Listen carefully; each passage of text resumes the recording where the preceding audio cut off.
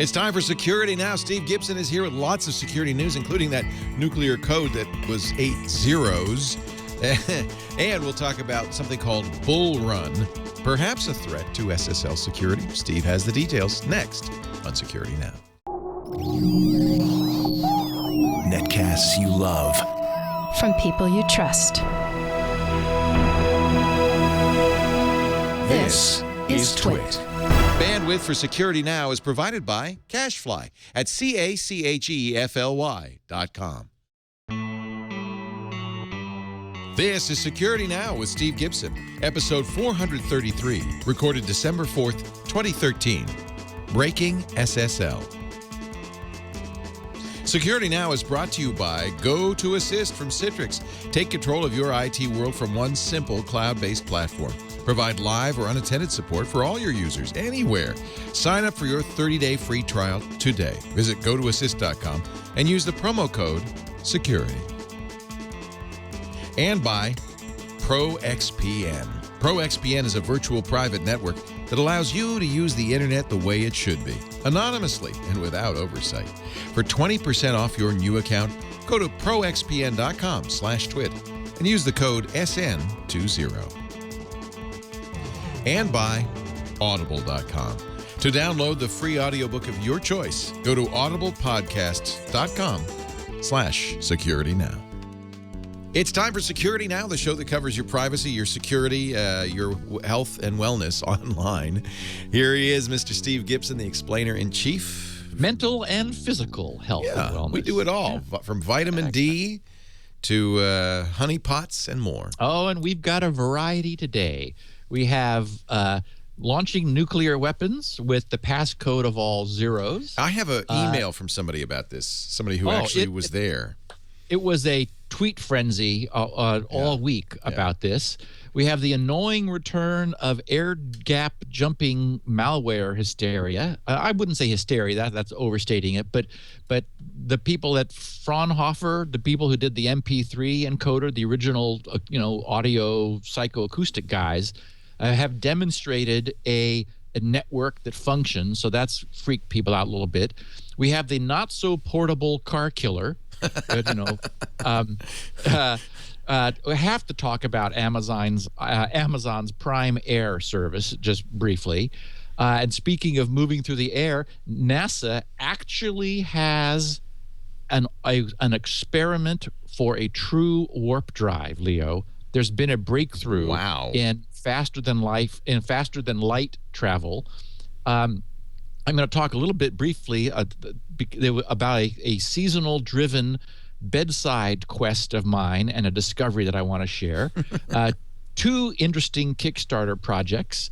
And then, of course, our main anchor topic is to talk about BULLRUN.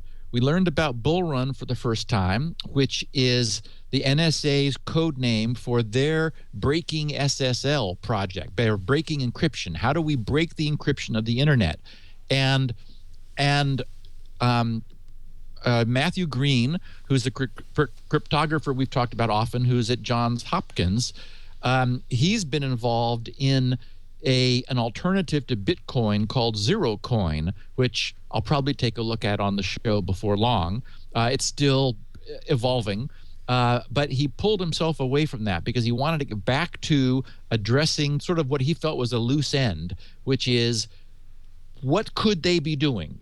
So he did this really neat sort of brainstorming tinfoil blog post on Monday. And I thought it's a perfect foundation for us talking about what are the things that the NSA could be doing, because they talked about, like having compromised SSL, and that of course upset everyone. And so we're going to take a look at from Matt's post what's possible. Good.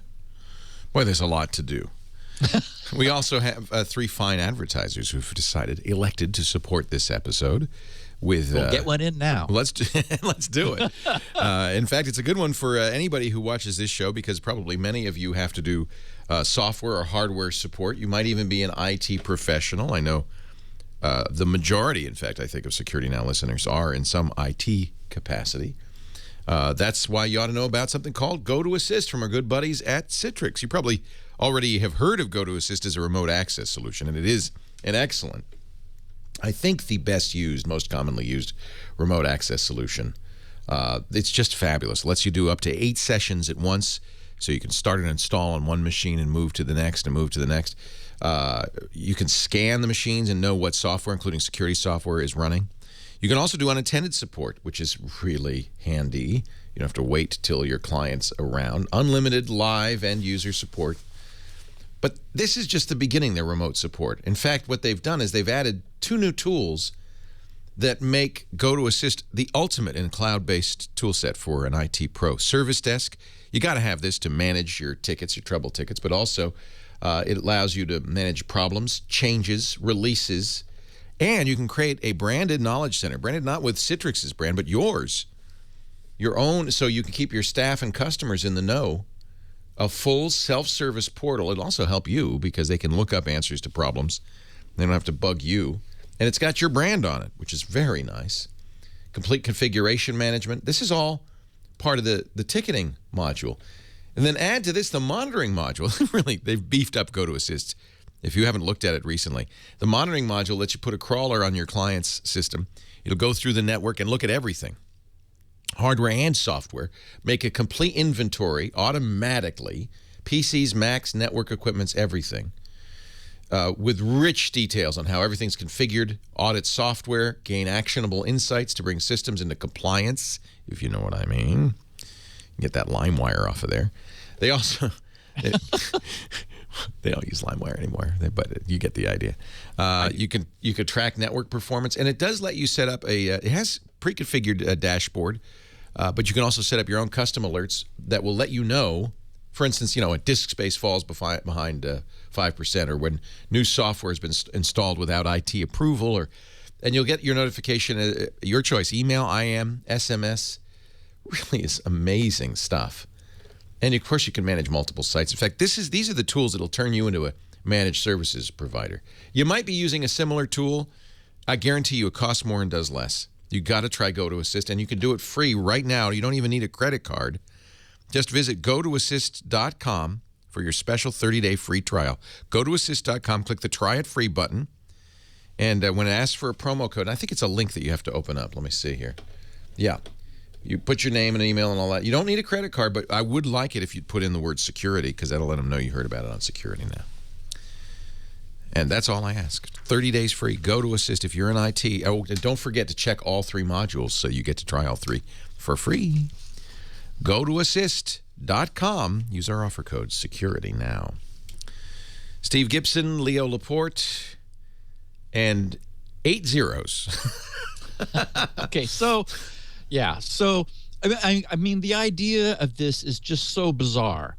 The story broke that for 20 years, the U.S. was protecting it, was using 8 zeros as the so-called nuclear launch codes for the nuclear arsenal, and this came from a site called TodayIFoundOut.com.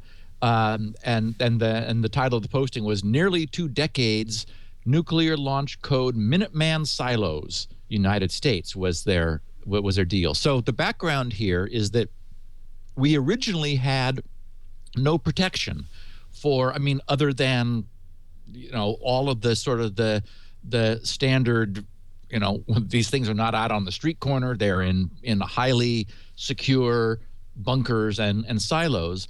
But JFK, our U.S. president at the time, in 1962, he put out a National Security Action Memorandum 160, which required that there be some, essentially, passcode, password protection on nuclear weapons. And that they be really functional. They're a thing called a PAL, a PAL, and that stands for Permissive Action Link. And during my research, I found a really interesting paper. You can see the link in the show notes, Leo, that www.cscolumbia.edu link where they discuss what is known in the open community, not triple top secret and so forth, about the whole PAL technology. That is this whole notion of controlling the accessibility, essentially, of a nuclear warhead's explosion. And what's interesting about this, I think, is that, well, first of all, where the 0000000 came from was that the military commanders, specifically the people at SAC, the Strategic Air Command, were miffed at the idea of the politicians telling them how to do their job.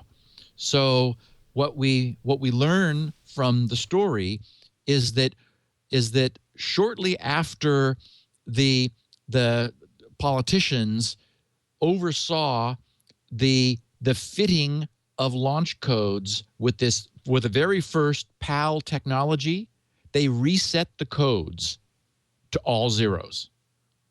So it is apparently true that in fact, for 2 decades, this extra interlock, and this is not the only way of obviously getting to no, and in fact, arming and engaging these bombs. According to what I've read, it doesn't in fact engage the warhead. It merely allows the rocket to be launched. And there were separate codes for the warhead. In fact, we got an email from a guy who was running a silo. His name is Joseph. I probably shouldn't give his last name. I think it's okay. He says, your story about the nuclear codes is ridiculous. I was a launch crew member on Titan II missiles in Kansas. Now, he said, Minuteman may be different, but our codes weren't numbers at all. They were letters. And I think the confusion, I've asked him to clarify, is that the letters were used to arm the warheads. The numbers were used merely to launch the rockets. He says, as you can see in the photo and also in the manual, he sent me some pictures, which I'm going to show you. Also, there is my own set of launch keys I got from my site after deactivation.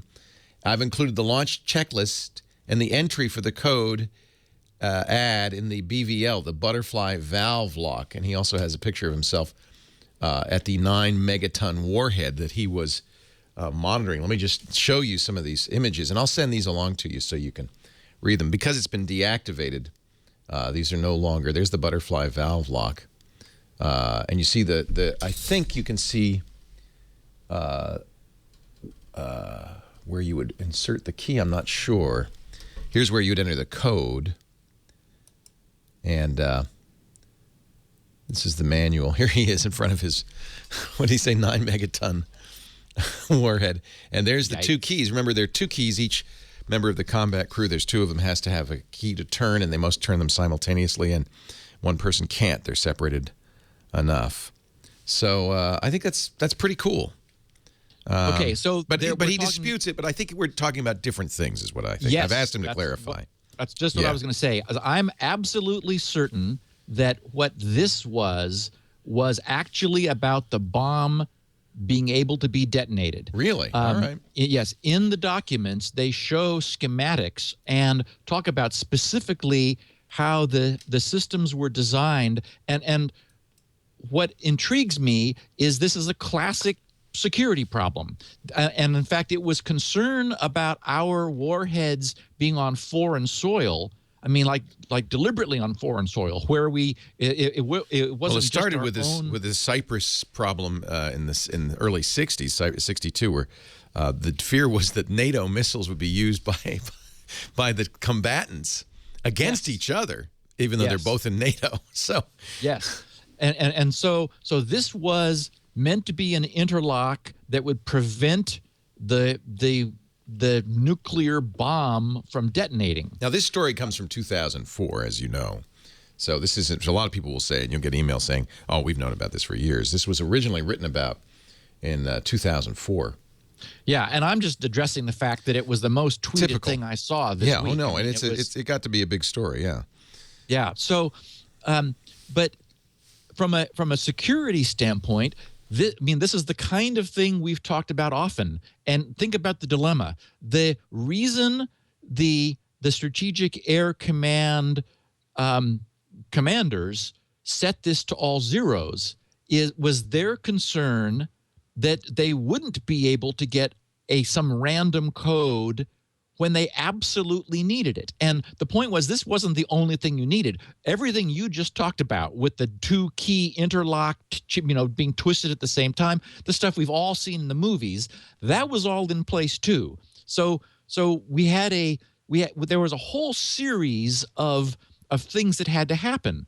But the tension from a security standpoint is that you both absolutely never want there to be a mistake and the warhead detonates anywhere that you don't absolutely want it to.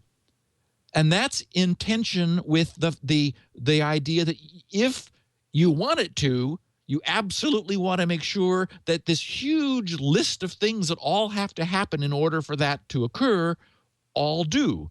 So there's a real problem. You absolutely don't want a false positive, but when you want it to occur, you want to be sure that it's going to. So it's really a dilemma. And one of the problems was solved by essentially zeroing out one of the interlocks, actually on the physical weapon itself. In this Columbia.edu paper, they really go into, it's a fascinating paper for anyone who wants to read it. I've got it in the show notes. And by the way, I do have the show notes are already posted on GRC. I just tweeted the link a few minutes ago before we began the podcast. And I got a lot of great positive feedback from my posting of last week's notes. So that's what I will do from now on. I wasn't always making sure, sometimes I had people's email addresses and things in that I would never want to disclose by mistake. So I'll make sure that they're postable from now on. But anyway, it's really it's a great fascinating story, and not at all. To me, it made perfect sense. It's exactly what you'd expect, frankly. It's kind of a pragmatic approach. Now, of course, we had bad BIOS, and we talked about that a couple weeks ago.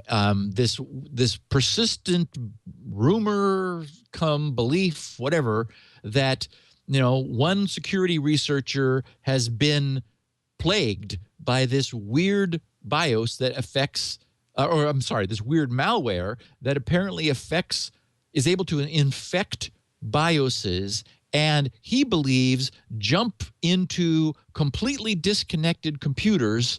And the only channel he was able to find, since it wasn't networked, there was no Bluetooth, there was no Wi-Fi.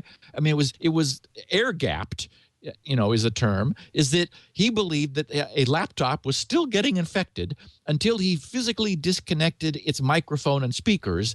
And then, thank goodness, it was no longer, nothing was able to get to it. And it's like, okay. And, as we talked about it at the time, it's like, yes, in theory, except there are all kinds of problems with that idea. First of all, the bandwidth is going to be low. The microphone and speaker really have narrow audio, acoustic bandwidth ranges. So, it's going to sound like a modem, and so forth. So this all kind of quieted down. And then, unfortunately, a story just surfaced a couple days ago about, as I was talking about at the top of the show, the Fraunhofer folks have developed a network that does this. That is, and they have an interesting diagram where they talk about it. It's in Ars Technica, and our friend Dan Guden posted this, the topology of a covert mesh network that connects air-gapped computers to the internet.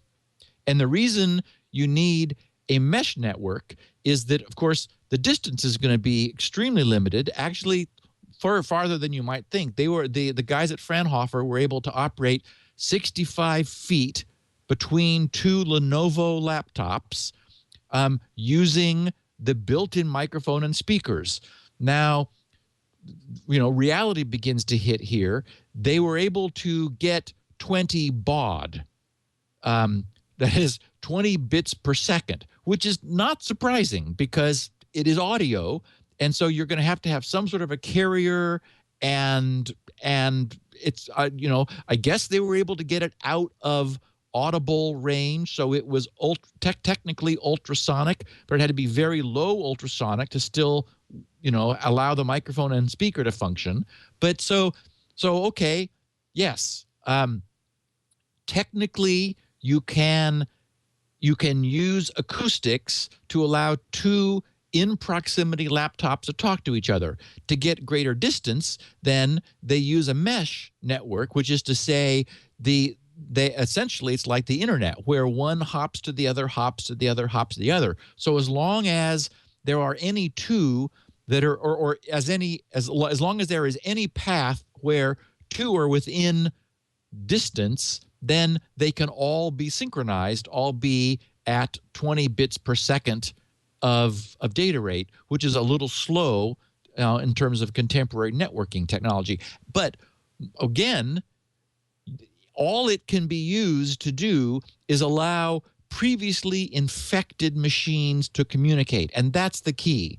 And that's why it's not like an infected laptop at Starbucks is going to be able to reach out and propagate itself to all the other laptops within 65 feet of it acoustically, because a microphone can't take over a laptop unless there's already an infectious agent, something malicious in the laptop listening on the microphone for instructions. So yes, it could be used for persistent communications, stealthful, low baud persistent communications, but not to just reach out and take something over. As far as we know, there isn't any way that just whistling to a microphone can cause a buffer overrun and install code. And if so, it'd be prohibitively slow. Interesting stuff. Nothing to worry about. Nothing to fear. Nothing to worry about. Yeah. So yes, now we have some sense of, if anything, it gives us a sense of scale for what can be done in an acoustic network, if that were actually, right, what was going on in this bad BIOS situation. The friend of the show, Simon Zarafa, in Wales, sent me a link. He called it the portable car killer, of course, playing off the well-known portable dog killer experience in my youth, an episode that we did by that name. However, this is not so portable. It is 772 pounds, but it is a vehicle. It is functioning. There's a company called E2V has developed this.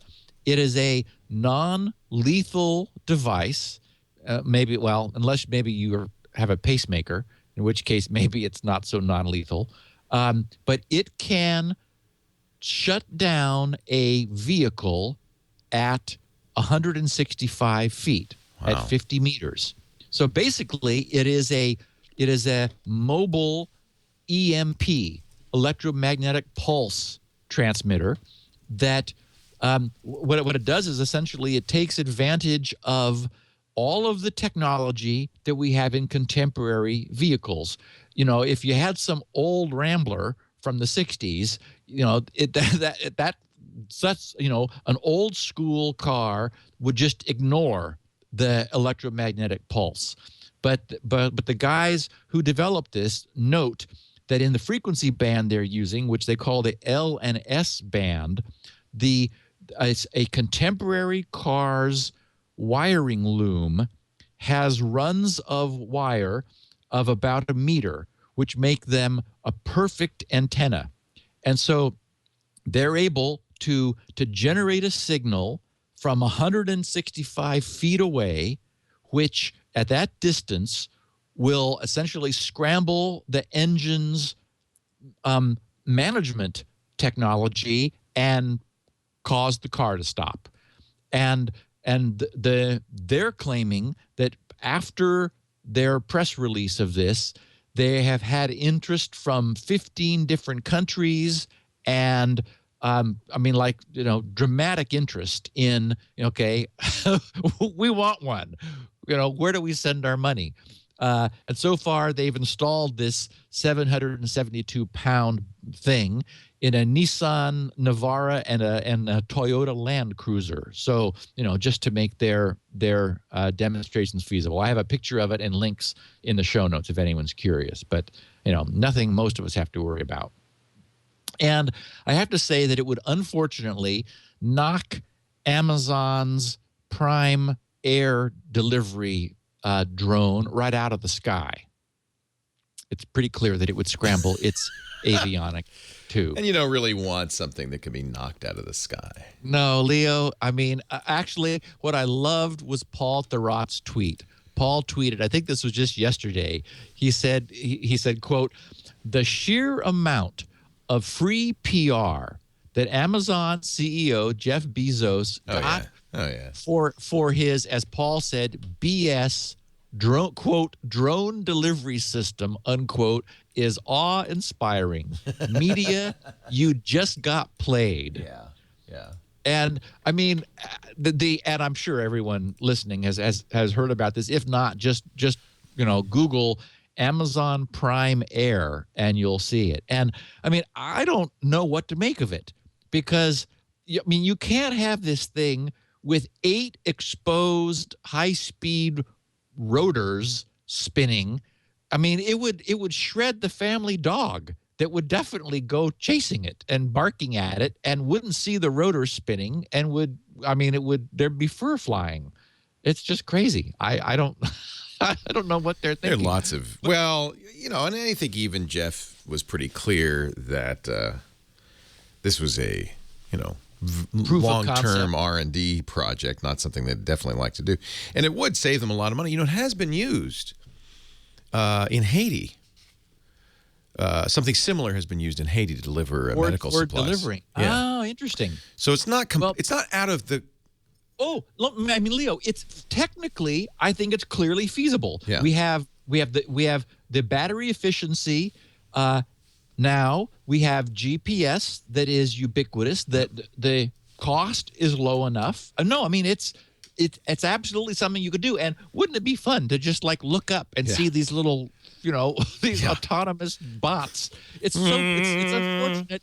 It's unfortunate that they got labeled drones. That I kept seeing this word drone. I thought, oh goodness, that already has so many negative connotations associated with it that you really don't want that to happen. One can come up with a lot of issues, but it has been used in the past. There's an article in the MIT.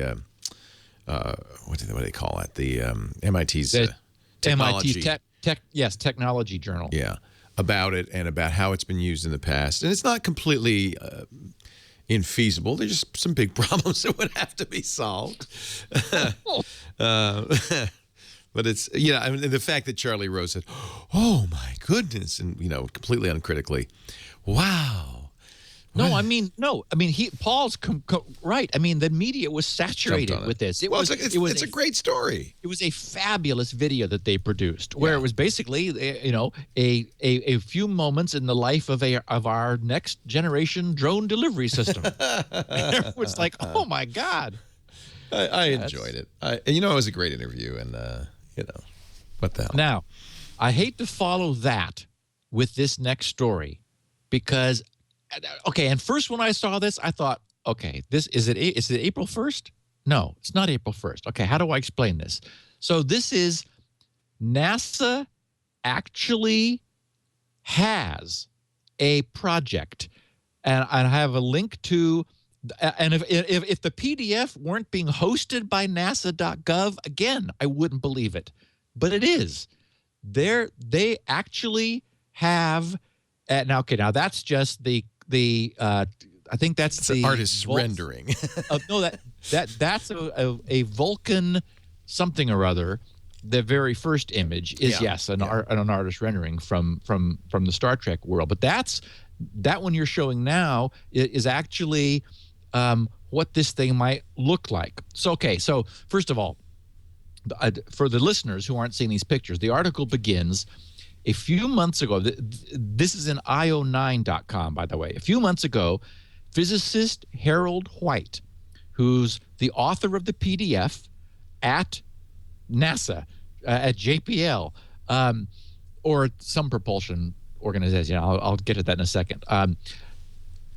He stunned the aeronautics world when he announced that he and his team at NASA had begun work on the development of a faster-than-light, i.e. FTL, warp drive.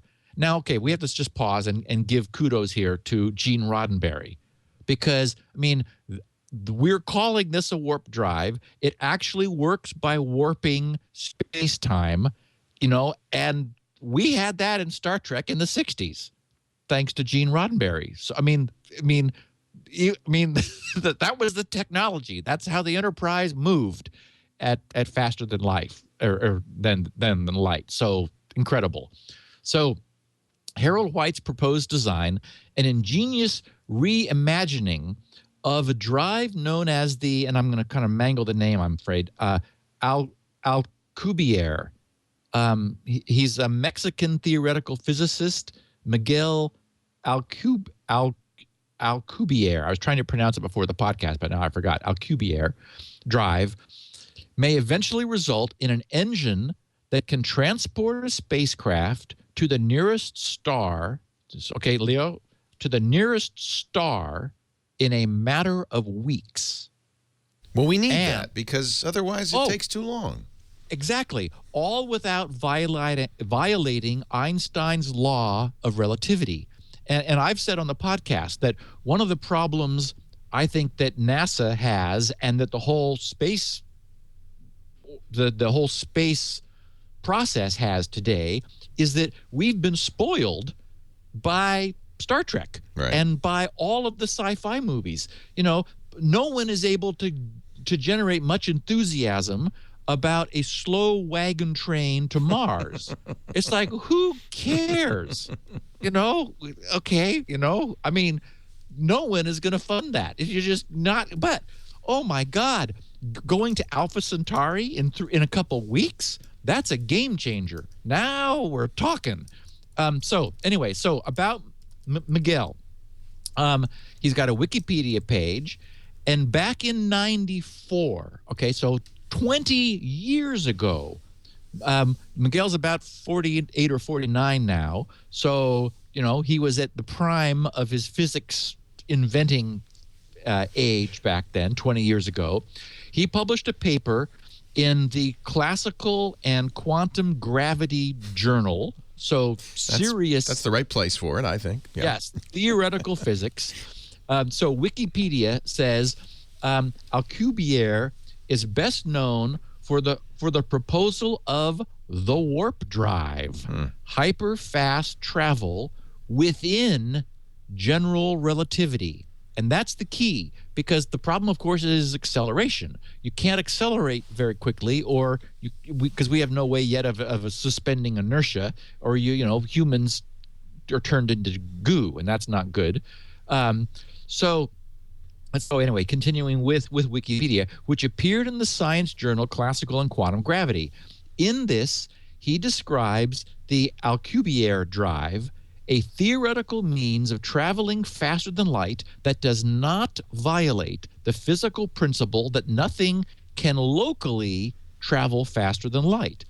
In this paper, he constructed a model that might transport a volume of flat space inside a bubble of curved space. So, Leo, we have a warp bubble. I mean, again, we have lots of science fiction about this, but now we actually have theory. This bubble, named as hyper-relativistic local dynamic space, is driven forward by a local expansion of space-time behind it and an opposite contraction in front of it, so that theoretically a spaceship in the middle would be placed in motion by forces generated in the change made in space-time.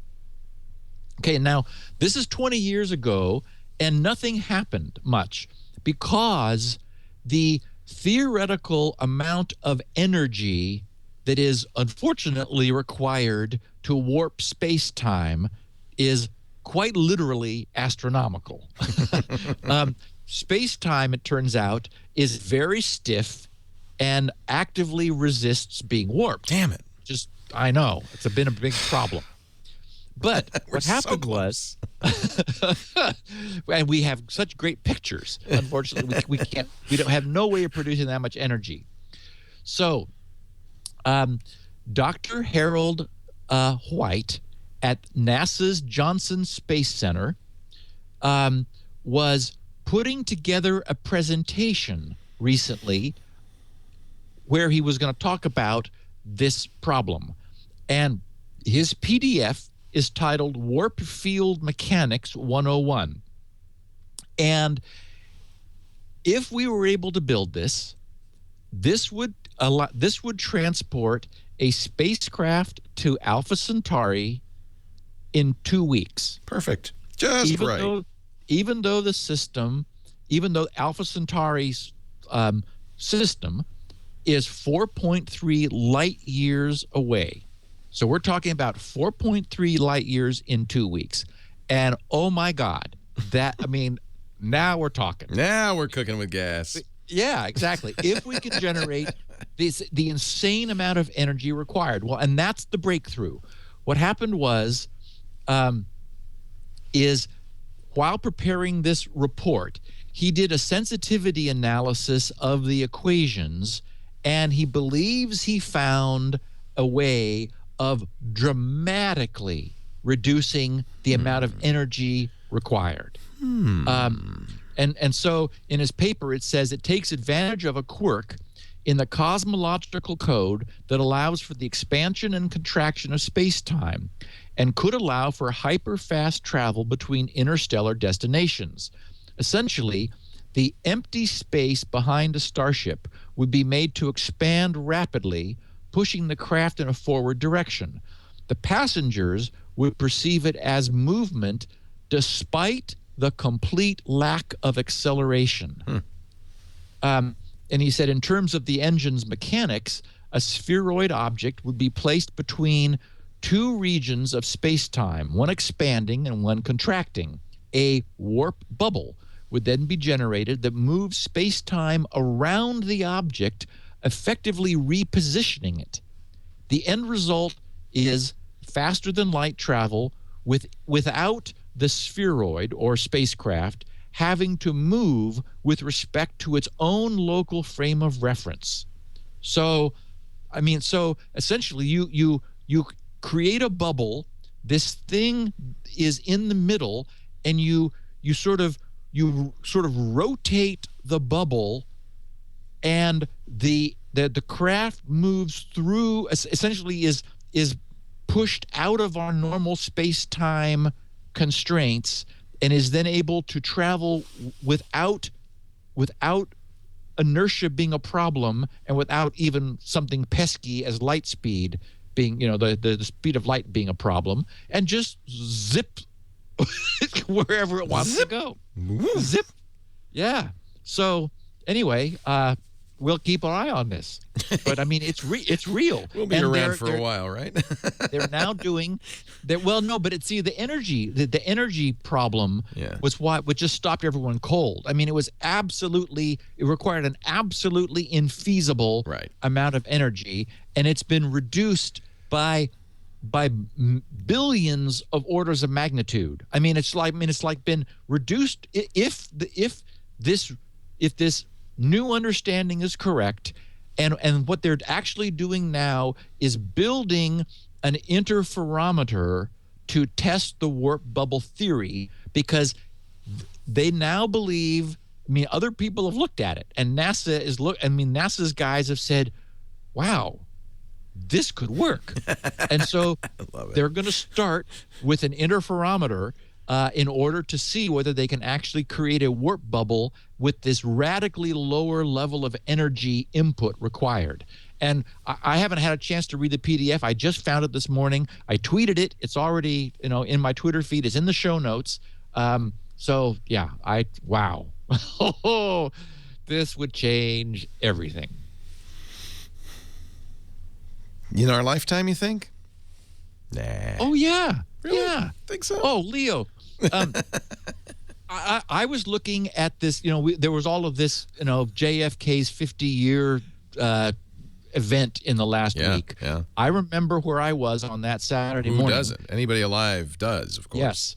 And I didn't really understand what was going on, but I knew from the expression on my dad's face that something really bad had happened. We'd been out sailing in the bay, in San Francisco Bay, all day. And so we were coming back. We came back to the dock in Marin County, and my sister and I were hosing off the sailboat. Dad had gone to the shore, and when he came back, someone on shore who had we'd been out of touch with the news as a consequence of being sailing, and Dad found out when he was ashore and walked back to the boat with, and I was like, Dad, or Daddy probably at the time. I think I was 8.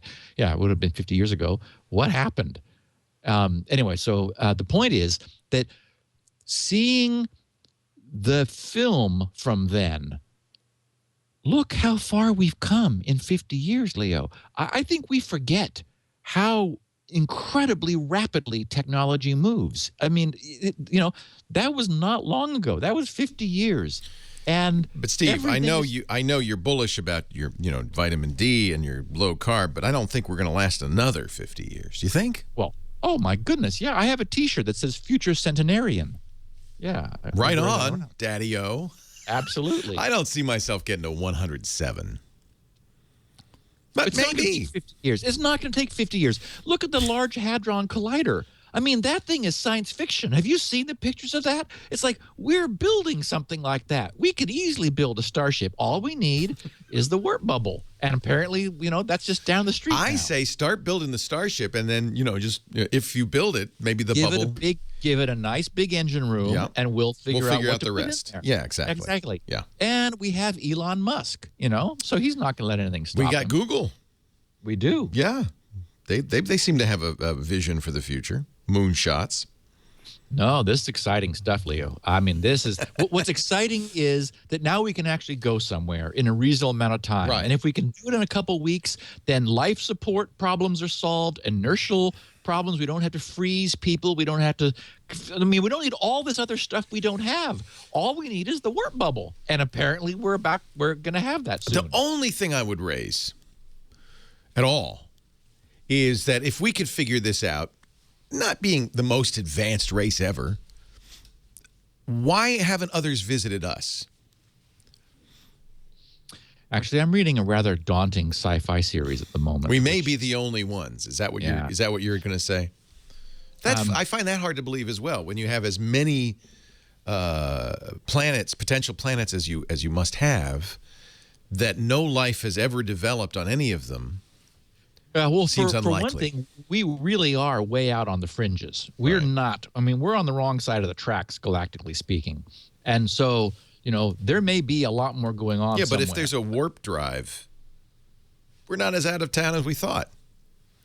We might be closer. It's the Fermi paradox, right? It's the classic paradox. Yeah. Alastair Reynolds has a series called the Revelation Space Series. It's rather dark science fiction, and I'm reticent to recommend it. He's also not as good a storyteller as Peter Hamilton, yet his books are just as big. And so I find myself sort of dragging myself through this, like, okay. I have to find out where this goes now. But boy, it's not nearly as delightful. I'm on the third of the trilogy, and he answers this. I can't say much more about that because I'd be spoiling it. But he posits in this series an entirely feasible, well, within his universe, explanation, which is interesting. It's not more true than the warp drive, but yeah, I don't care if nobody else has figured this out. But you're right. If it's this simple, why isn't everybody doing it and visiting each other? Yeah, why aren't we getting more looky-loos? Yeah, you got some nice real estate here. How much you want for the planet? We are going to take a break, come back with more on that note. Steve Gibson I got more. Has lots more to talk about. We're going to get to Bull Run 2 and a crack in SSL. Before we do that, though, let's talk a little bit about protecting yourself online. Our great friends at ProXPN provide a hosted open VPN solution for anybody who wants to do a number of things. Basically wants to use the internet the way it was intended, privately, without oversight, without snooping.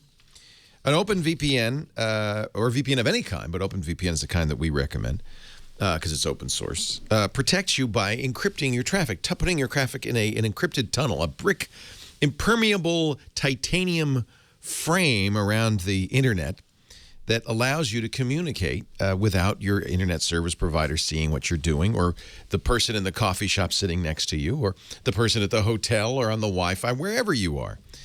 That's why whenever you travel, you should use a VPN. Whenever you're, worried about what your internet service provider. People always talk about Google and Facebook and the NSA. I'm worried about my ISP, frankly. They have very little incentive to protect my privacy, and lots of reasons they might not want to. And especially now with the 6-strike rule, people are getting emails and letters from their ISP for no apparent reason saying, knock it off. What are they? Are they watching everything I'm doing? Bypass geographic restrictions. Want to watch Doctor Who when it's ready? Why wait? ProXPN has servers all over the world. Now, and the way, as you, I'm sure know because you listen to the show, the way VPN works, you emerge into the public internet wherever that other end of the VPN server is. Theirs are in Dallas, Seattle, London, Singapore, Los Angeles, New York City, and Amsterdam.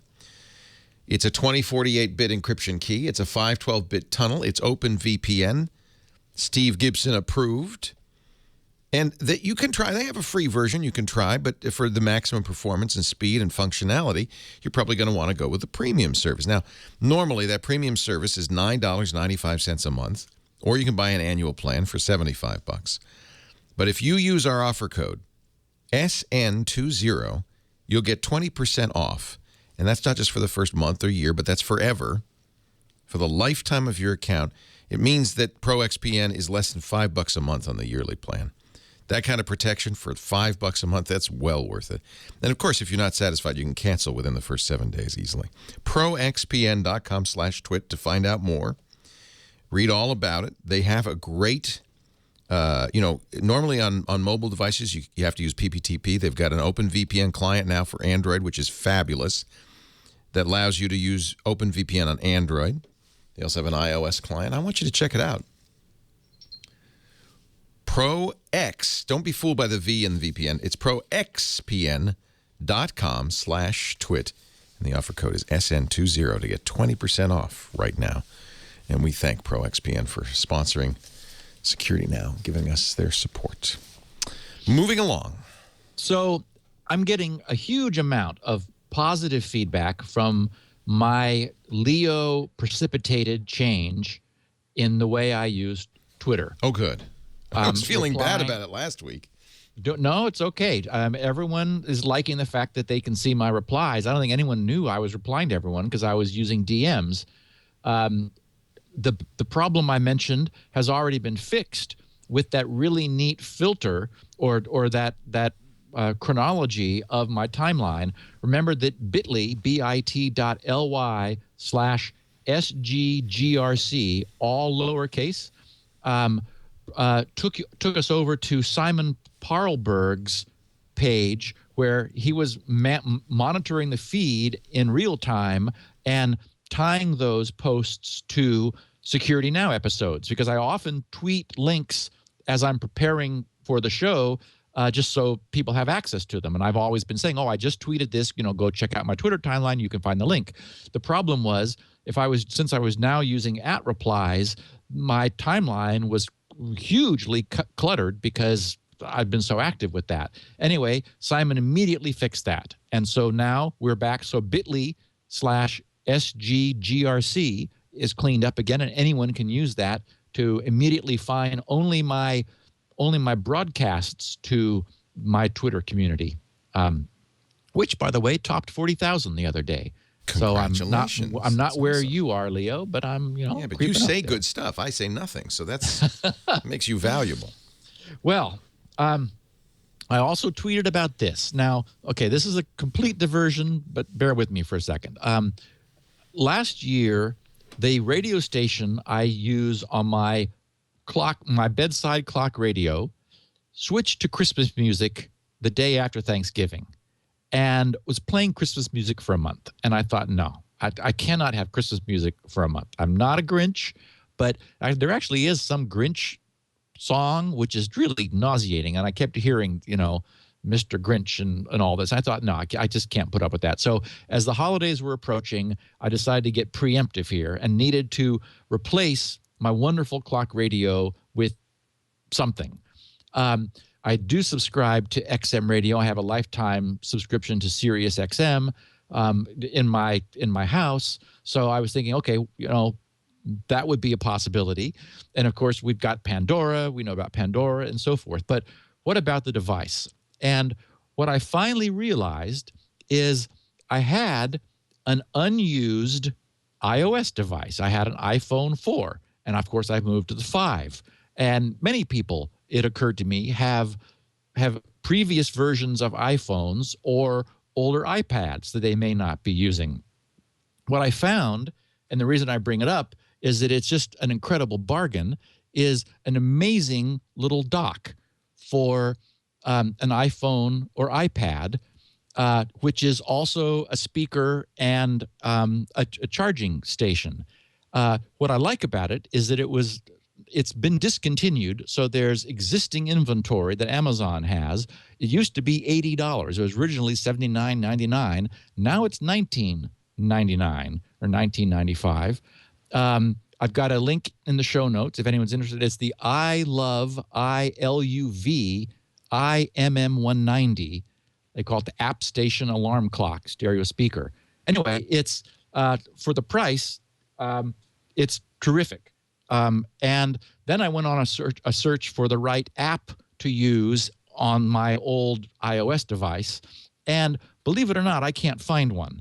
I've settled on something called the Clocks in the iTunes store, which is very close. And I've written to the guy who is the author and suggested that, if this would be perfect if you only made the following changes. And he said that several of them are on the way of the changes that I suggested. So if anyone's interested, they have an old iOS device for a really amazing price. And I forgot to mention that it sounds amazing. It's a bass-ported little speaker box that sounds fabulous. So it allows you to repurpose something that you may no longer be using for very good price.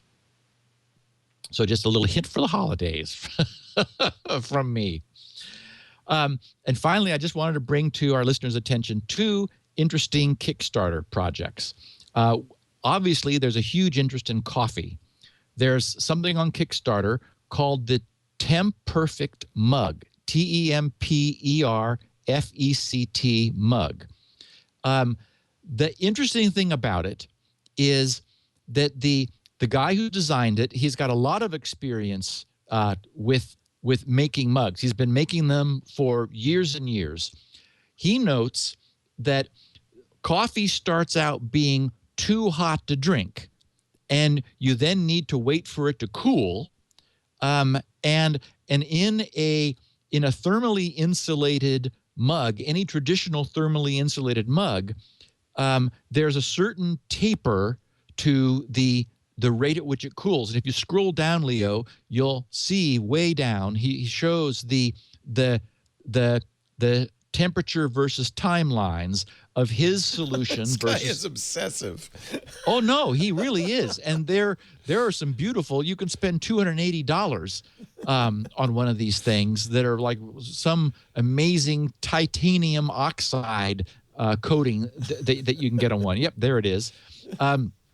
Anyways, so the point is that a typical thermal mug slows down the rate at which the coffee gets cool, but you have to wait for it to get down to drinkable temperature, and then it drops out of that ideal zone pretty quickly. So what he's done is he puts something with a great deal of thermal inertia directly around the coffee-containing area, and then that's vacuum insulated from the outside. So the point is, when you pour hot coffee in, the temperature of the coffee immediately drops to the sweet spot of drinking temperature, because that high thermal inertia, I don't remember what it is that he's wrapped around there, but that takes the heat immediately out of the coffee, bringing it down to drinking temperature, but then it holds it there for like an hour and a half. So really interesting idea. And I thought I would let our listeners know. Yeah, I do too. I do too, very much. A little bit like a perpetual motion machine or something, but if it works. No, but see, that's just it. The way it works is it rapidly drops the temperature of the coffee by heating up the liner that is on immediately adjacent to coffee, and then that liner holds the heat and keeps the coffee warm. Right. So it drops it down instead of like waiting for half an hour for it to cool off enough. I have these. I really like. You keep seeing this thing. This is a Contigo, Contigo, which I absolutely love. They're at gocontigo.com. And this thing will keep my coffee warm for a couple hours, but I transfer it into another cup because I can't drink it out of here. It's too hot to drink. And so transferring it allows it to get cool. And then the thermos keeps it hot itself. So, and it's a standard aluminum vacuum thermos.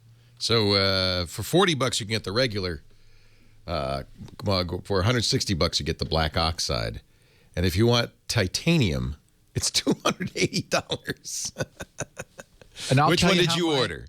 I did go the titanium. Of course you did. A flat blue black ultra hard coated mug with an uncoated droplet logo. Yep. Yeah. Now they're saying summer of next year before you get this thing. I'm not in a hurry. I've got other stuff, but I am so tempted. I'm convinced that the guy's got his physics right. The physics makes sense. He's clearly a perfectionist. He's got pictures. I mean, this does not look to me like one of these things that'll never happen on Kickstarter. It looks like a deal. And for $40, you still get the same performance for a somewhat less cosmetically over-the-top mug. I love the idea of it immediately dropping it down to drinking temperature and then holding it. Titania doesn't perform any better. It's just a look. Pure, yeah. It's pure. Problem is, it's either orange, pink, or blue if you don't spend the money. Oh, I'm going to get the orange one. What the hell? You can have the fancy one. Yeah, I'll show it to you next summer. Yeah. Bring it with your coffee setup.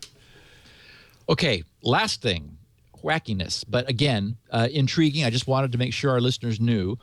A really interesting smartphone, Bluetooth, low energy, controlled paper airplane. Okay. What's so cool about this is that and it's just $30. By the way, they've raised $500,000 almost, so they're doing all right. I was just going to say the goal was $50,000. They have $434,000 pledged because, as I in my notes here, I said just the guts, ma'am, because all that you're getting is this cute little armature, essentially a little cockpit in front where the Bluetooth radio and batteries are, and a little rod that runs to the back with a rudder and a propeller. And so you supply the plane. Yes, you supply the plane that you attach this to, and so it's like build your own plane system. I just love it, and it's $30. So no wonder that they're going crazy pledge-wise. I didn't want our listeners to miss out on it. So I think you could, let's see, you would Google smartphone-controlled paper airplane. That's in the URL of Kickstarter. Smartphone-controlled paper airplane. Oh, that's the other thing. You twist your smartphone back and forth. You use the inertial sensor of your smartphone in order to steer your paper airplane. Boy, it'd be fun to enter your paper airplane into some contests and let people see this thing. Yeah. It really flies. They have a video of one prototype, and it's pretty impressive. Yeah, I don't know what the timing is. It'd be so great if it were available as a Christmas present for our listeners to give, their sons and daughters. Yeah, Price is right. Neat little. Oh, it is. It's a great little concept. I love the idea of this is, we're only going to give you and sell you the part you can't make, and anyone can fold paper, and so have at it. Create. I mean, it brings paper airplanes back to life. Remember that? You probably we're of the same vintage. You probably had that book. Remember Yep. I know the book. Everybody's nodding. Yeah, we know that book. That was very popular in our youth. It was. Yeah. I wonder if they still. I should look. I'm going to look on Amazon. Oh, it's got to be around. You think it's not out of print? So speaking of bringing things back to life, I got a really nice note from a Caleb Allen that I wanted to share with our listeners. He's in Turlock, California, a listener himself, and he said, "SpinRite helping elementary school children read." This is something I hadn't seen before. He said, "Dear Steve, I work at a small, poor elementary school district in California's Central Valley." That's where Turlock is, sure enough. And he said, "About 2 years ago, I convinced my boss to purchase a SpinRite site license. To purchase a site license for SpinRite 6 to use in our shop after I heard about it on Security Now. Last week," and this he sent to me, by the way, on Halloween on October 31st, so just about a month ago. "Last week, one of our librarians told me of a problem where her library kiosk terminals were taking 5 to 7 minutes to log on.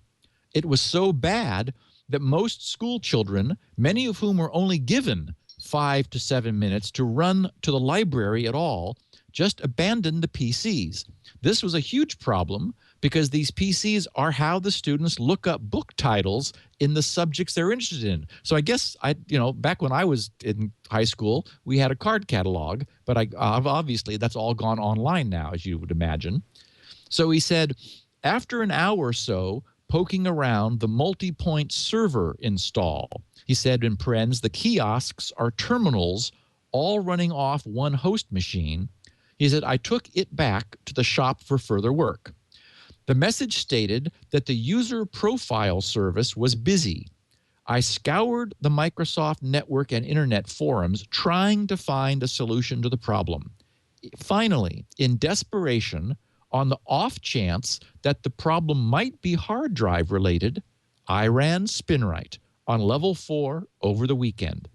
On Monday morning, I came in and tested the PC, and the login popped right up and took me to the desktop.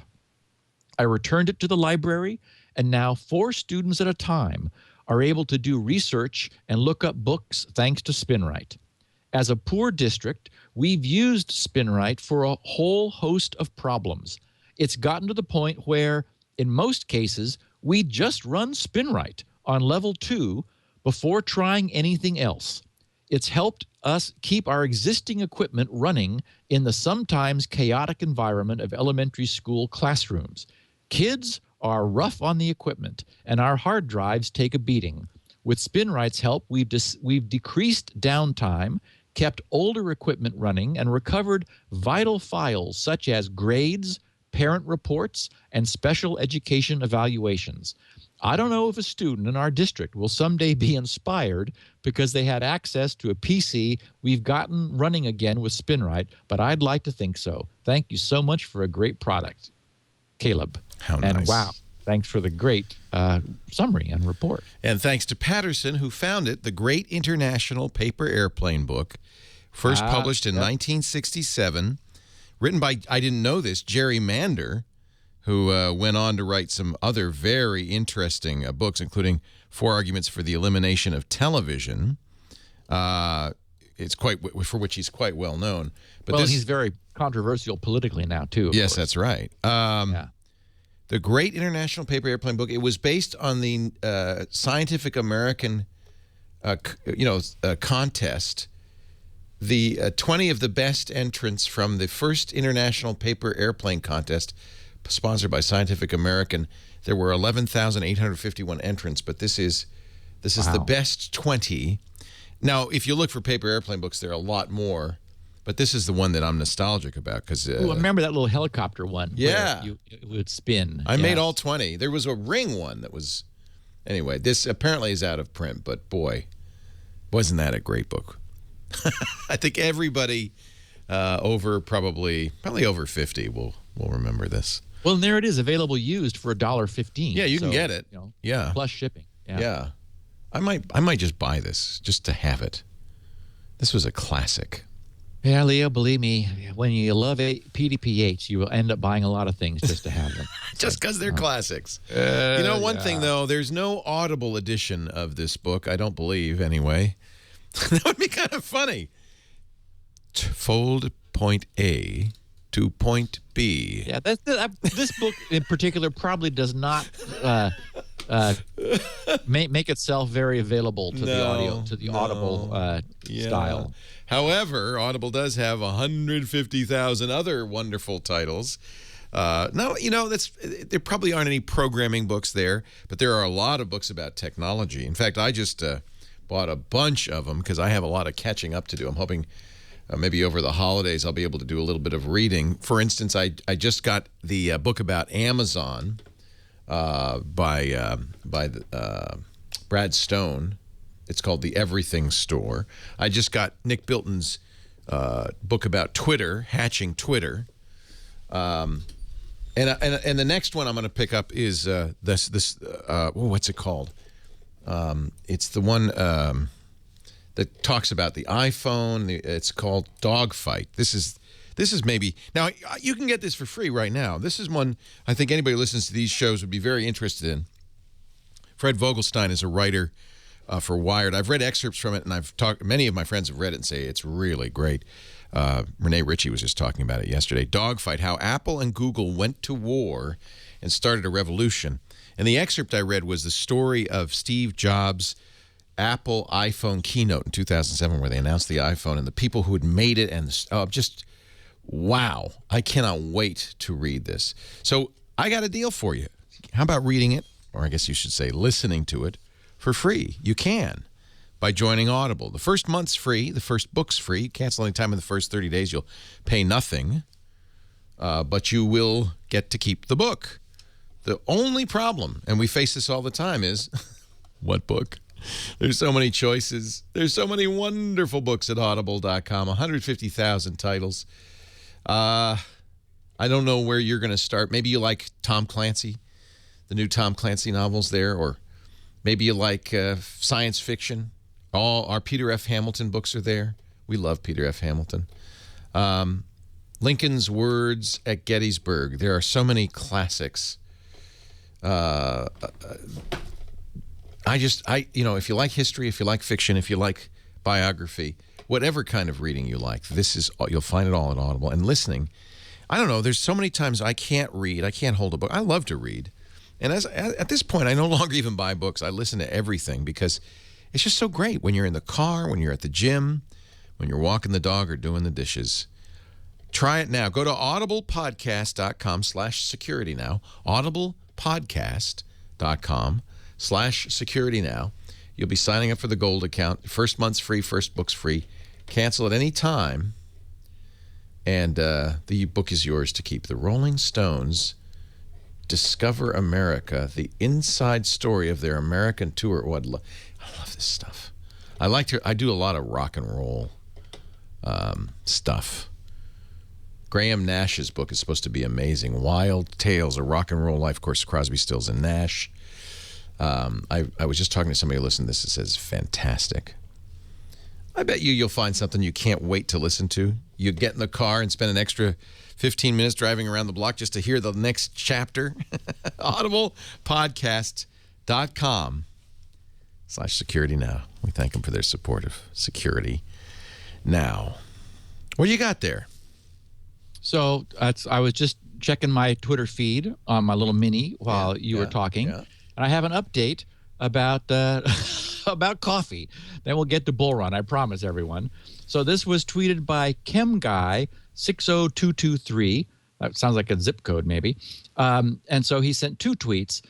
He says, Steve, for an alternative to your coffee temp controller, check out Coffee Joulies, Joulies, available on Amazon now. They don't work. He says, They don't work. Oh. Well, I've used them for whiskey. Okay, I don't think that's quite the right technology, Leo.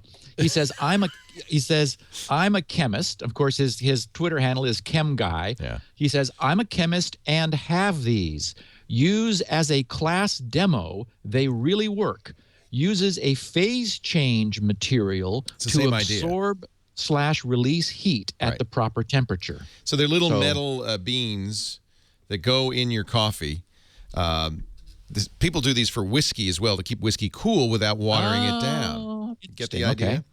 Yeah. But the people I know have used these have not been crazy about this as a solution. So yeah, I don't want any beans. I want,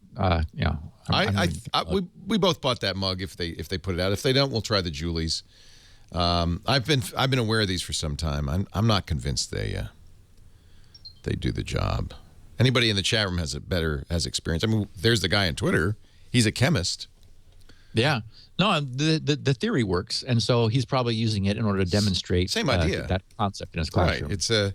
It's an energy storage device. You know, it may be. I wonder if his handle is a zip code. That would be Chicago area, right? What is it? 60223. He said 60223. Yeah, Midwest somewhere, or maybe it's a chemical something. That's what I would guess. Could be. Yeah. My my college roommate and good friend just passed away at the age of 56. Oh, why? Yeah, so young, Leo. I know, so young. Pancreatitis. It was unexpected.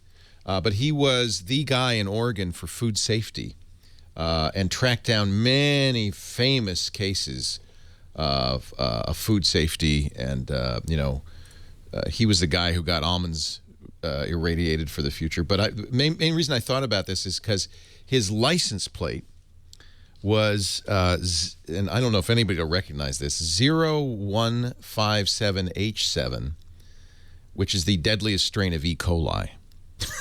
And a common culprit in foodborne illness. Ooh, what a happy plate to be driving around. Bill was quite the character. When we were in college, he used to sell T-shirts with parasites.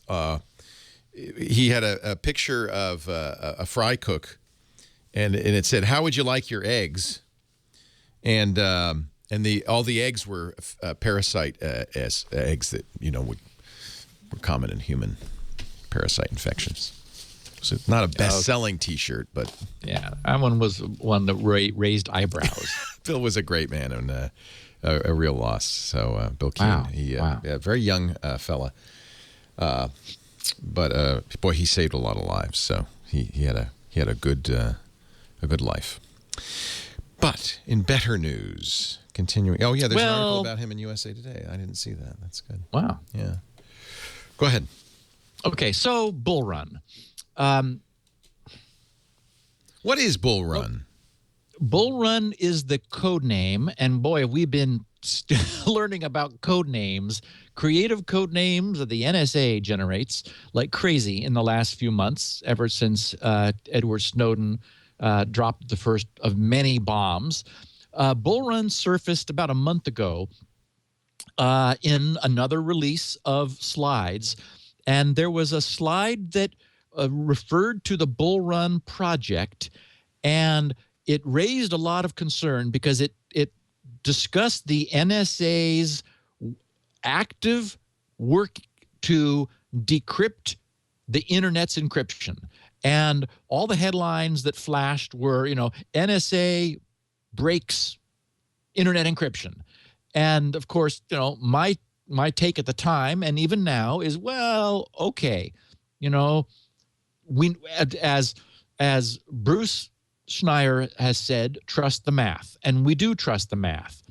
But when a cryptographer sees that, and the cryptographer spends his life thinking about these problems, it creates a psychological dilemma.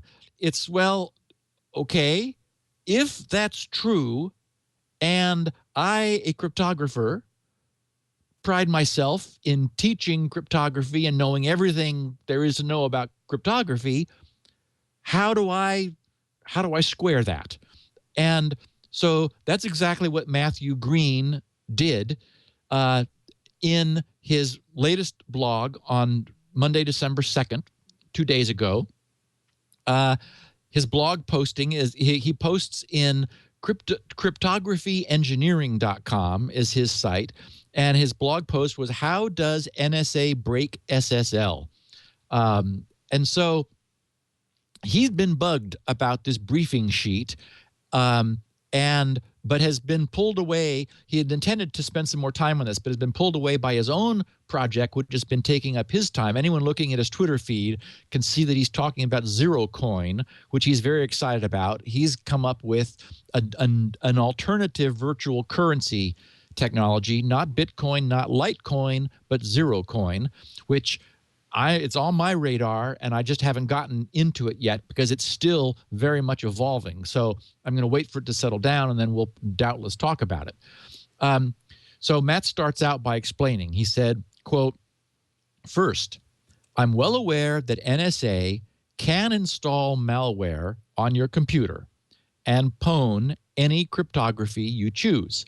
That doesn't interest me at all, for the simple reason that it doesn't scale well. The NSA can do this to you, but they can't do it for an entire population. And that's what really concerns me about the recent leaks. The possibility that the NSA is breaking encryption for the purpose of mass surveillance, which of course is an entirely different problem." So what he does is to essentially brainstorm first sort of reasonable things, and then a little bit later, admittedly, more of the tinfoil hat sort of things. So we'll follow along a little bit and talk about this. The first up that Matt looks at is the concept of just outright theft or acquisition somehow of the raw RSA keys.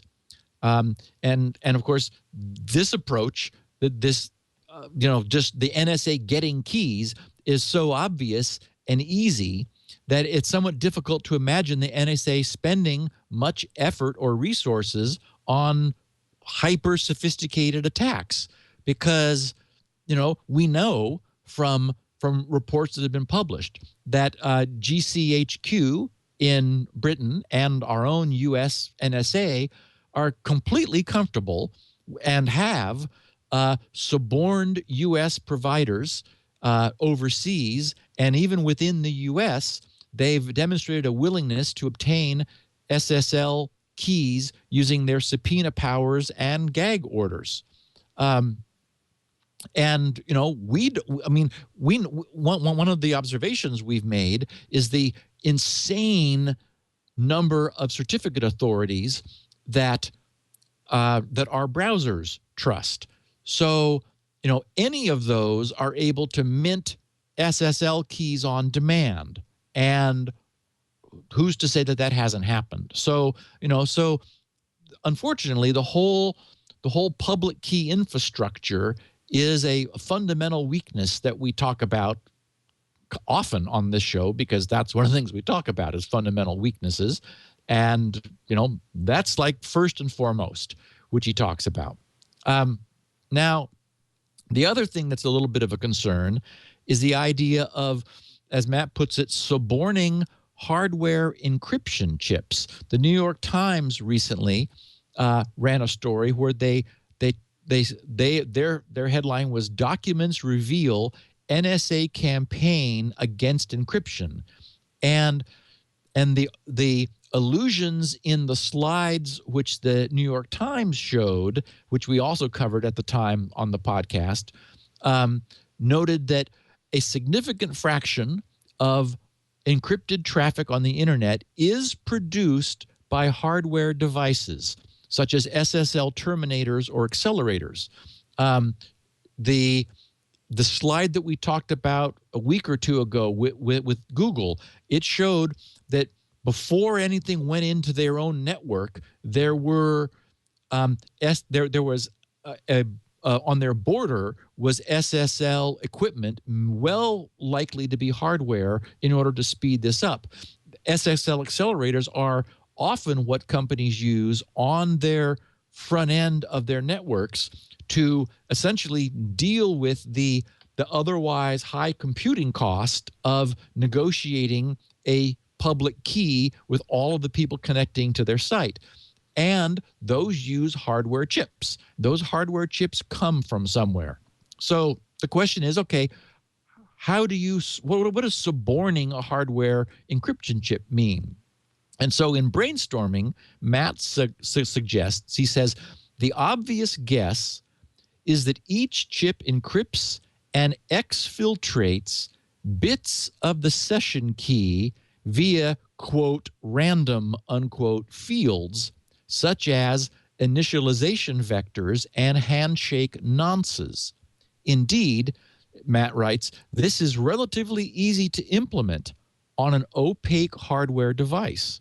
The interesting question is how one ensures these backdoors can only be exploited by the NSA and not by rival intelligence agencies.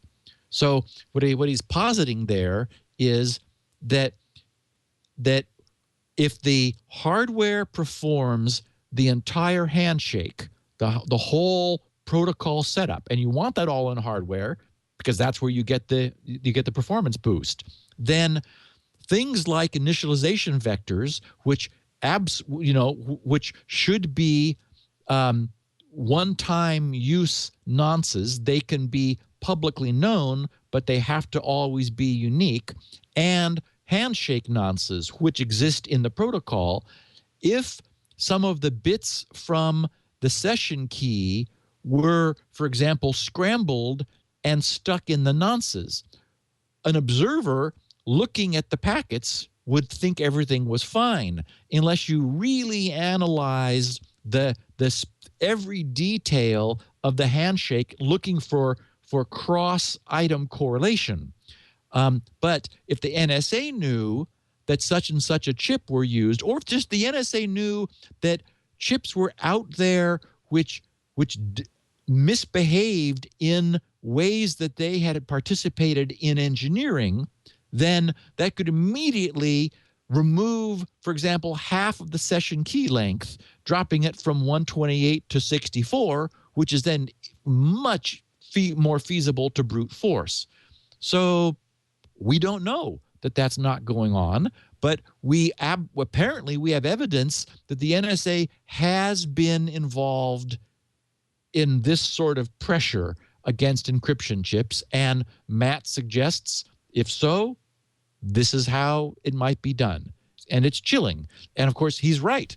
It isn't at all clear how you prevent that from being, I mean, this is exactly the kind of backdoor which people in the know are worried that the NSA might have installed and be entirely relying on the secrecy of it not being broadly known. The problem is, once it's discovered, if it hasn't been discovered by others, once it's discovered, then all of this hardware that's out there is compromised. So that's horrifying, and if true. So, yikes. Next class of attacks against SSL could be side channel attacks. We've talked often about various sorts of side channel attacks, something like the operating time, the resource consumption, cache timing, or radio frequency emissions, are all things that have been demonstrated to leak information. Of course, all of those typically require proximity. I mean, something like cache timing, you really can't determine the cache timing at the other end of a connection or outside the machine at all.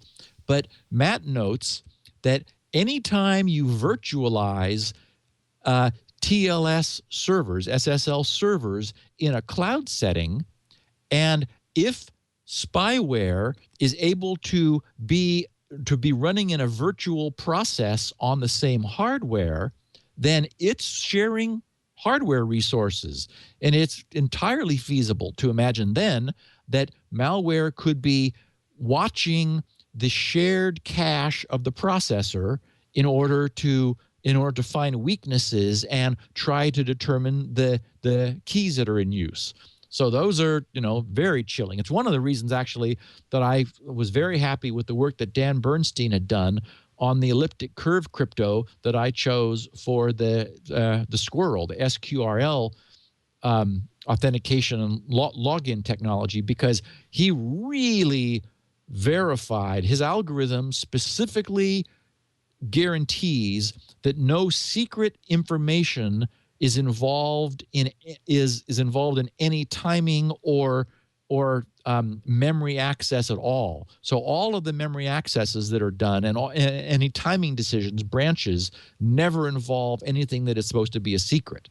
So, that's one of the ways you work to protect side channel attacks. But fundamentally, we're looking at just a problem with the implementation of cryptography on platforms that are doing other things at the same time as crypto. So the argument is that's one reason that you would use hardware, is that by encapsulating, for example, the entire SSL handshake in a single chip, then nothing else can get to it. Except, as we just saw, if the NSA gets to the chip, then we're back having a problem.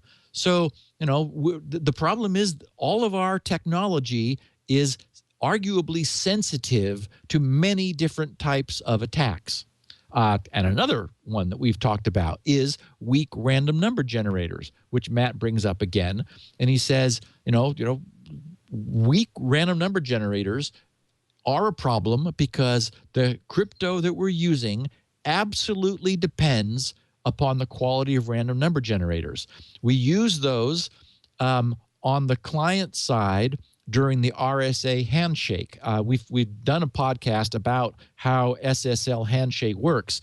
The first thing that happens is the client generates a random value which it sends to the server as part of its initial client hello SSL handshake. And that absolutely has to be random. It's called the pre-master secret. And if an attacker is able to predict the output of that client's random number generator, then it's possible to decrypt the entire session from that point. We also use client and server side randomness as part of the Diffie-Hellman handshake. Both sides, remember, generate as random a number as they can, and then they use a variant of that or something derived from that, which they exchange with each other.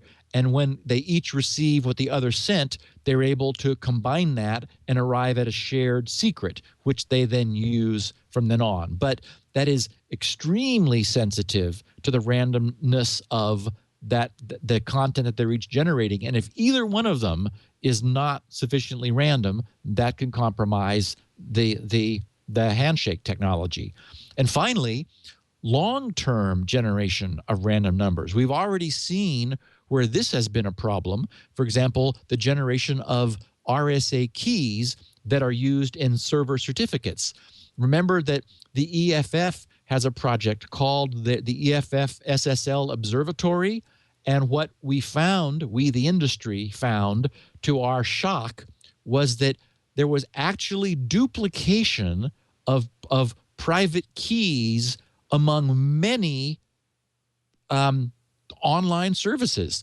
They independently arose at certificates that were using the same private key because they were all using, I hate to think, maybe the BSafe random number generator from RSA that was by default using a known buggy random number generator. Thus, the prime numbers that they were arriving at, they thinking that they were pseudo-random, weren't as pseudo-random as they believed. The consequence was that there was a lot of collision among these certificates. And so that's certainly worrying.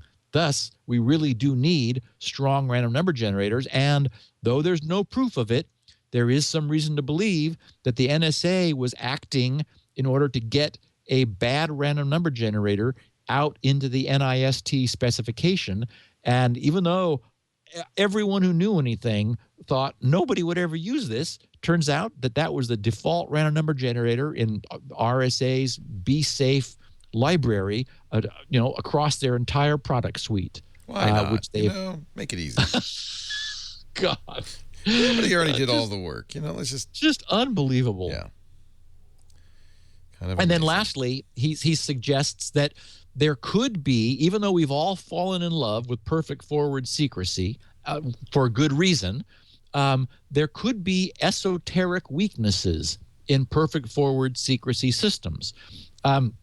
He notes that one of the things which SSL does in order to minimize the burden of establishing the initial handshake secret is session resumption. We've talked about that often too. The idea is that when the endpoints already have, when the endpoints have previously agreed on a set of public key-based parameters, the client will offer essentially a ticket of that session to the server when the client notices it's connecting to the same server it had connected to before. If the server is caching its sessions, then it'll use that session ticket to find the matching ticket and say, oh, and basically short circuit the most time-consuming process.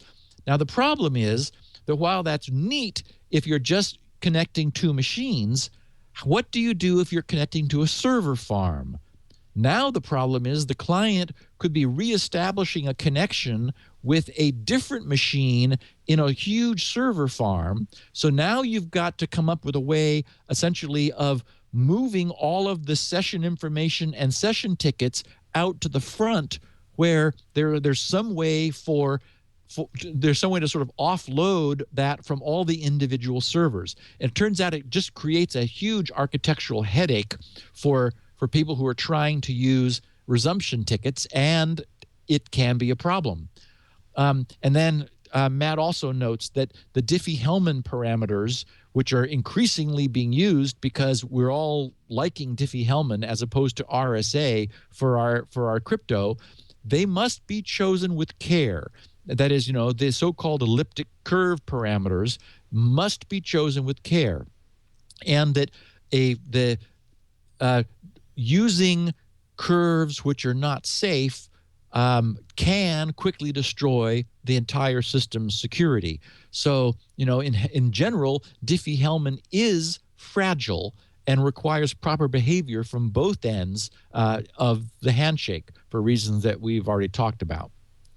So, those are sort of the standard, not going to raise any eyebrow sorts of problems, and it's a summary of the issues that we've talked about throughout the podcast in the past.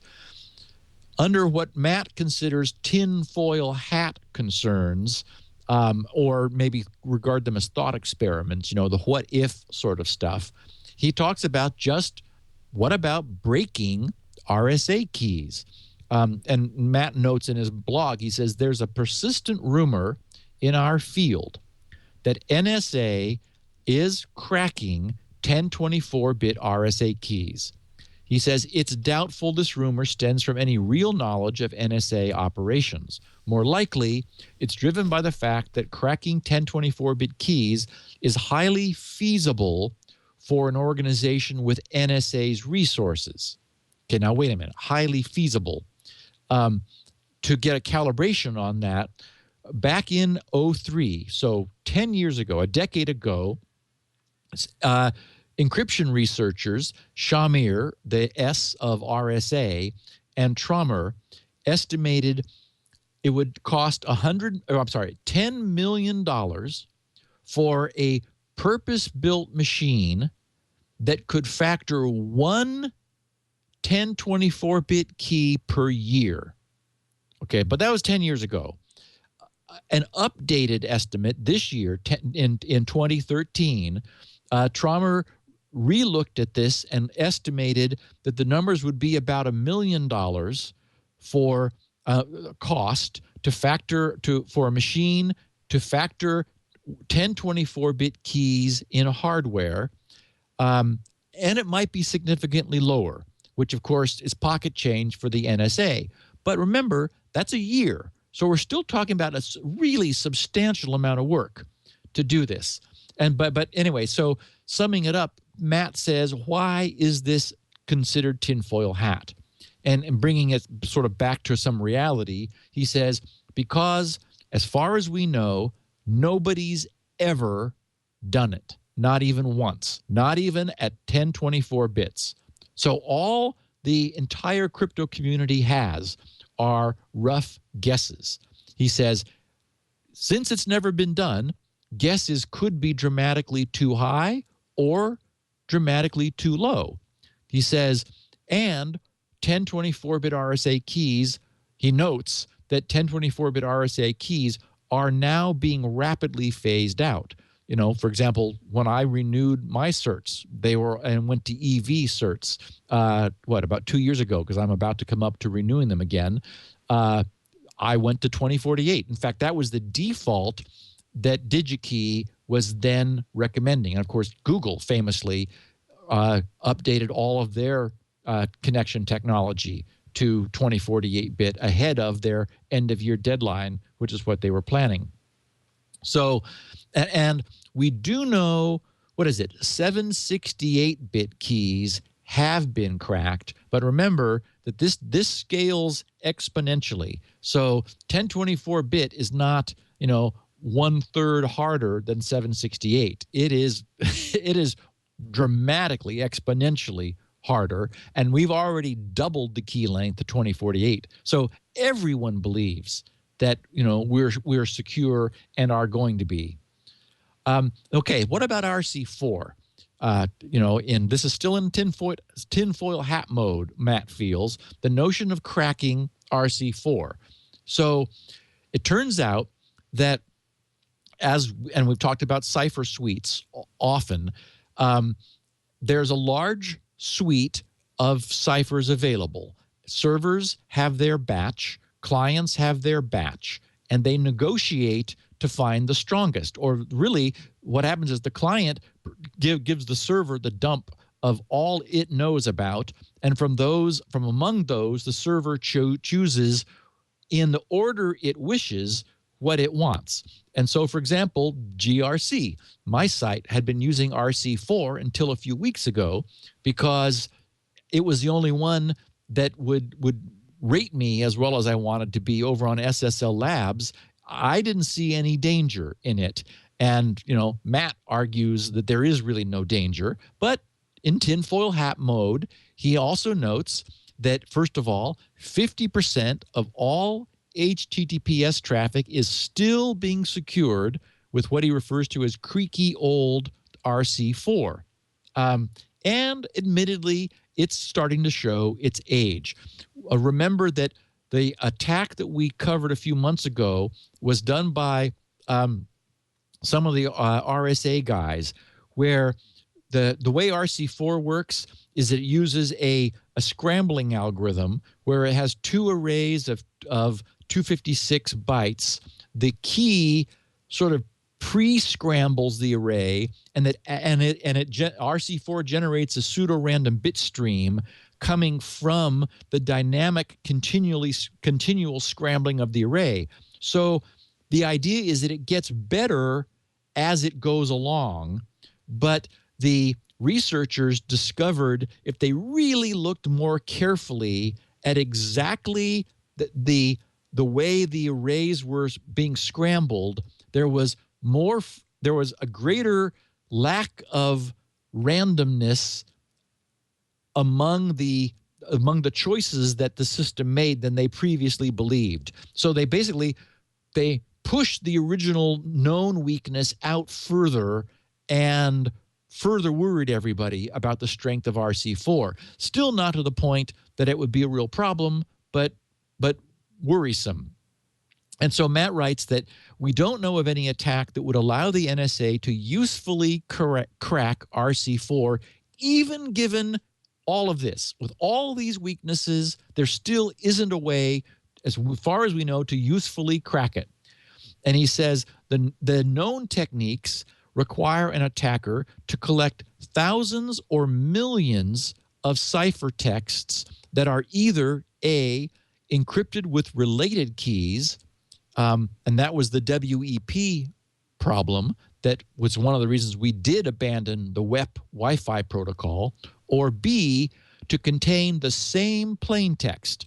And Matt reminds us that the best known attack against SSL using RC4 takes this same plain text approach. It requires the victim to establish billions of sessions. This is the Beast attack, and it's why Beast was really never anything to worry about.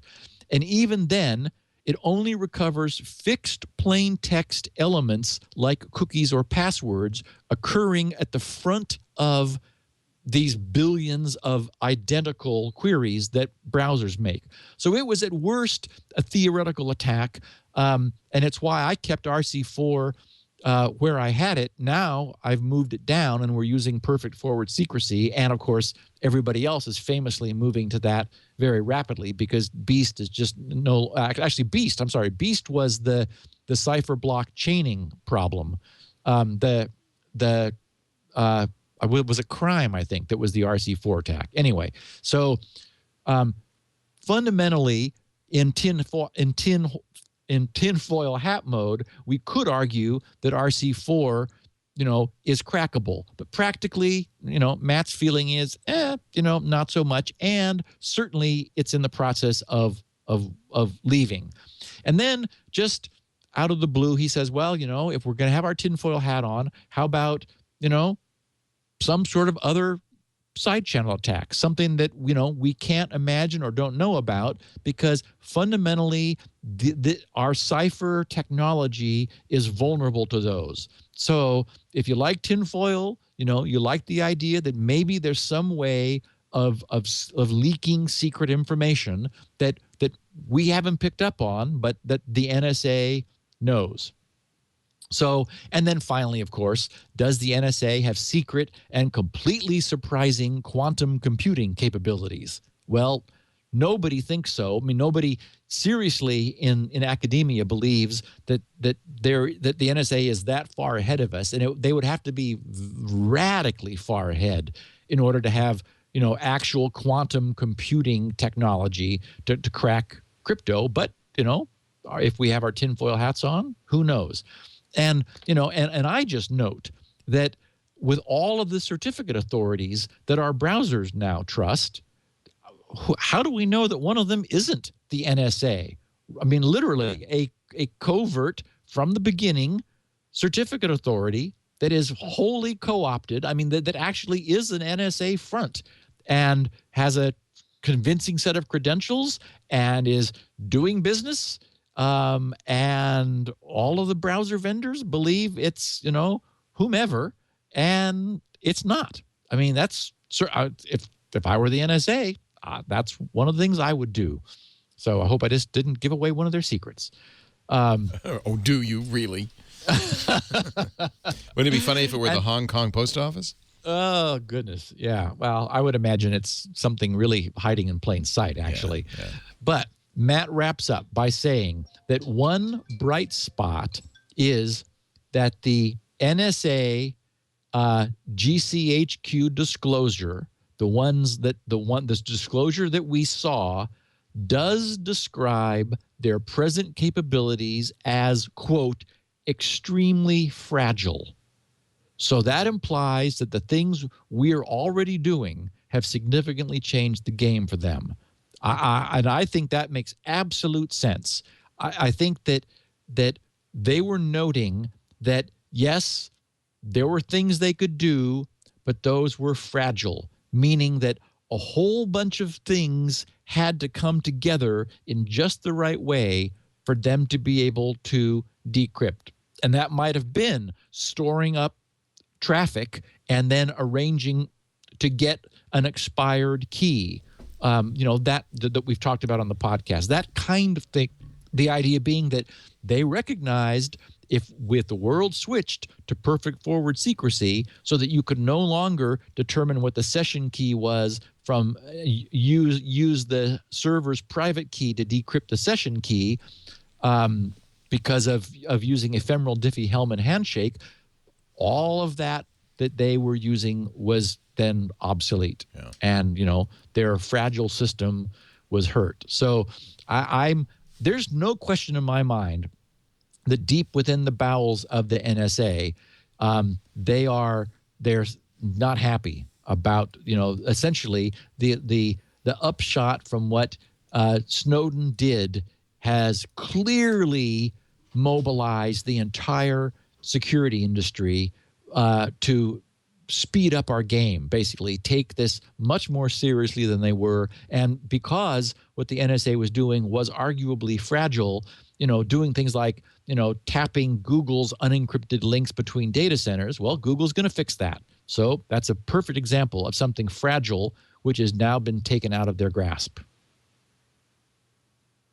I think this was all in response to that in the first place, that they were the thing they were really afraid of was the already widespread use of encryption and so forth, and that they were staring at a dark internet. And while they had great capabilities with analog circuitry and telephones, they didn't have that same kind of capability. Well, but we were also complacent.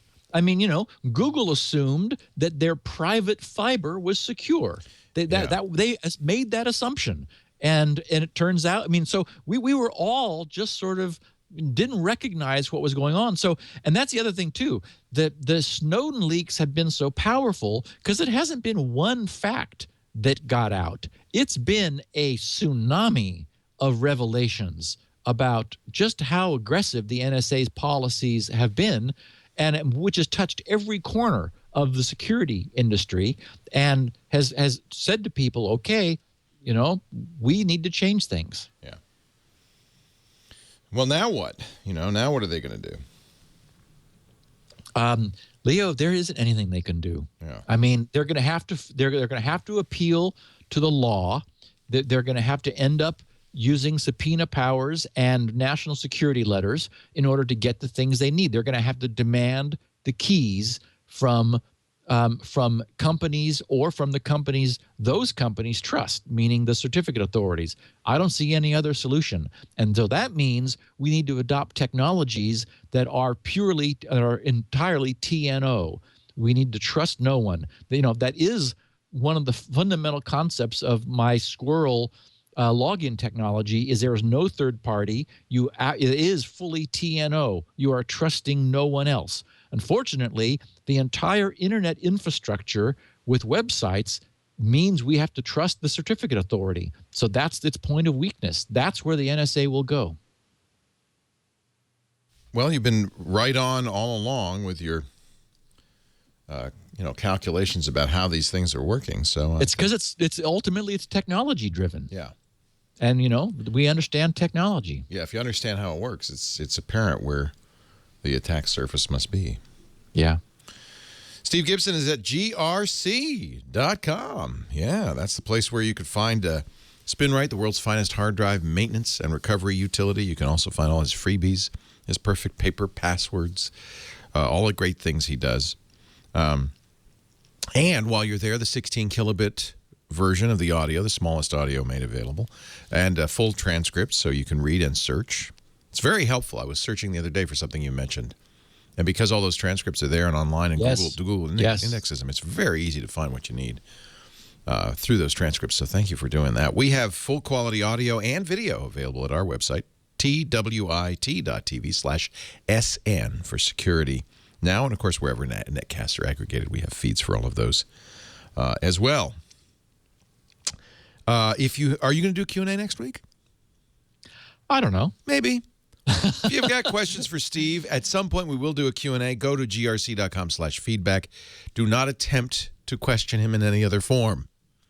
Actually, I guess you're answering people on Twitter, so. I am. And I mean, it's a mixed blessing. I love the social network that we've established. I like being able to answer people. I feel a little bit of an obligation to do that, so sometimes it's a little disruptive when I'm deep in brain mode, but I know people will understand if I don't get back to them immediately. And for what it's worth, I mean, please do continue submitting questions to grc.com/feedback. I would love to do a Q&A. We're driven by the news, and so if the news overwhelms us, we got to cover the news, but we always have our listeners' questions to fall back on. Right on. Yeah, and a lot of what I talk about now during the week, it is coming to me in real time through Twitter. The Twitter. Yeah. Yes. Well, in that case, let's mention that you are at SGGRC on Twitter. Oh, by the way, Leo, somebody, just for some reason, they checked, they did a search of posts to at SGRC. Do not do that. But it turns out people have been mistweeting me to at SGRC, and there's a whole collection of people that I never saw and I never replied to. So if you don't use that, use SG, as in obviously Steve Gibson, GRC, Gibson Research Corporation, SGGRC. SGGRC. And look for the guy in the fancy derby or whatever. Nancy, my sister, took that of me over the holidays when I was up there a couple of years ago. Yeah. The scarf and the beret. Yep. Thank you, Steve. We'll see you next Wednesday. We do this at 11 a.m. Pacific, 2 p.m. Eastern Time, 1900 UTC every Wednesday, live, if you want to join us live. And visit through the chat room. And next year, we'll be switching to Tuesday at 1 p.m. Pacific Time. 4 p.m. Eastern, 2100 UTC. That starts January 7th. So be prepared. Be aware. Thank you, Steve. We'll see you next week on Security Now. Thanks, Leo. Security.